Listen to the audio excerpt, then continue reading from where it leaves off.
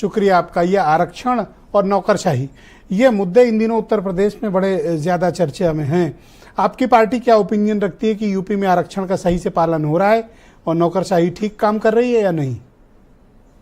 देखिए, भारतीय जनता पार्टी के जो प्रवक्ता बैठे हैं उन्होंने बहुत सारी स्थिति साफ कर दी है और जिस तरीके से वो वाहवाही उत्तर प्रदेश के मुख्यमंत्री की कर रहे थे और उत्तर प्रदेश के उप मुख्यमंत्री को भ्रांति फैलाने वाला मैंने नोट किया, चर्चा में रहने के लिए गुमराह करने वाले नेता हैं, इस तरीके के जो बातें कही, तो उससे ये समझ में आ रहा है कि आरक्षण के बारे में क्या सोच है गुप्ता जी की।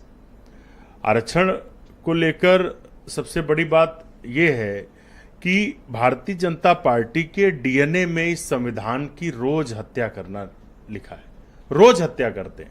आप आरक्षण का हक मार के सिर्फ आप युवाओं को ही पीछे नहीं कर रहे। कौन सा हक मार लिया सरकार ने, बताओ तो यूपी में कौन सा हक मारा? सिर्फ उनका, वो भी बता रहा हूं, 4 अफसर के नाम गिना के ये छाती ठोक रहे हैं। सिर्फ जो है आप सिर्फ युवाओं को पीछे नहीं कर रहे हैं, उनका हक नहीं बीके मौर्य, अरे भाई बीके मौर्य जी, इनको मालूम नहीं है एडीजी जोन भी रह चुके हैं बरेली के। आप जो है प्रमोशन के बाद डीजी होमगार्ड है, इस देश के संविधान की हत्या कर रहे हैं। अब आप बताइए, इस देश में जो आरक्षण है वो कौन लेकर आया था?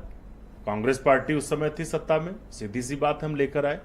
तो हम तो हमेशा उस बात के साथ खड़े होंगे जो हमारे जो निर्माता थे। तो ये चिट्ठीबाजी को क्या मानते हो आप? ये सिर्फ ऐसे ही है या इसके पीछे कुछ सीरियस इशू है?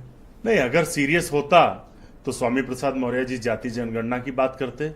69,000 शिक्षक अभ्यर्थी, जाति कास्ट सेंसस, 69,000 शिक्षक अभ्यर्थी सालों साल से लड़ाई लड़ रहे हैं, सालों साल से, उनकी बात करते। वो तो एक अपना स्टंट लेके आए, उनके पास मुझे लग रहा है ये आखिरी हथियार बचा है। स्टूल मिल गया है, तख्ती मिल गई, अब इसके बाद अच्छा, ये ब्यूरोक्रेसी कैसा काम कर रही है? आप उत्तर प्रदेश में आप देखिए कि एक ही जाति के लोग बैठाए गए हैं। सबसे बड़ी बात यह है, सिर्फ इसमें बात अगड़े और सवर्ण की नहीं है। अगर अगड़े कांग्रेस का सवर्ण की ऑफिशियल स्टैंड है कि जातिवाद कर रही सरकार? सीधे तौर पे जातिवाद नहीं कर रही, सिर्फ सिलेक्टेड लोगों को बिठाया जा रहा है। जुगल किशोर तिवारी आईपीएस थे, कोई उन पर दोष नहीं था। आईपीएस मैनुअल में भी है कि अगर आप किसी पर कार्रवाई करते तो उसे सुनने का मौका दिया जाता है। योगी जी ने सस्पेंड कर दिया, क्यों?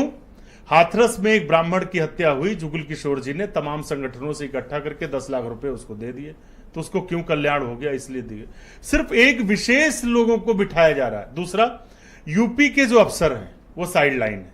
आप किसी को उठाकर देखिए, बिहार के लोग हैं, सब बिहार से आए हुए लोग हैं। तो बिहार अब है तो ऑल इंडिया सर्विस ना, लेकिन उत्तर प्रदेश तो यूपी कैडर के तमाम लोग को मैं जानता हूं तमिलनाडु में काम कर रहे हैं, कोई केरला में कर रहा है, कोई नॉर्थ ईस्ट में कर रहा है। तो क्या किया जाए? बिहार जिस तरह से उत्तराखंड से माननीय मुख्यमंत्री जी आए, तो इसका मतलब बिहार से मुख्यमंत्री लाया जाएगा? ऐसा कुछ नहीं। उत्तर प्रदेश के लोग उत्तर प्रदेश की नब्ज को समझते हैं। ये ऑल इंडिया सर्विस है, कोई रीजनल सर्विस। दूसरा उदाहरण दे रहा हूं, मनोज भाई ने कहा, मैं सहमत। दूसरा उदाहरण दे रहा हूं, डीएस उपाध्याय आईएएस हैं, रेवेन्यू बोर्ड में, सरकार को कोई अधिकार नहीं उनके निर्णय का चैलेंज करने का। उसके बाद कोई भी जाए हाईकोर्ट जा सकता है, सरकार का दखल नहीं। सस्पेंड कर दिया डीएस उपाध्याय को।